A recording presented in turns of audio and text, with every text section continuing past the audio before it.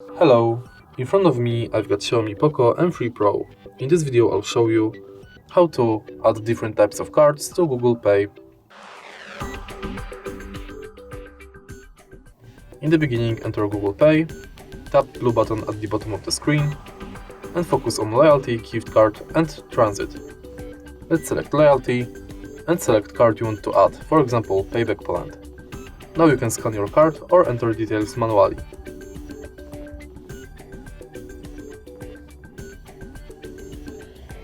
Go back, and now let's select gift card.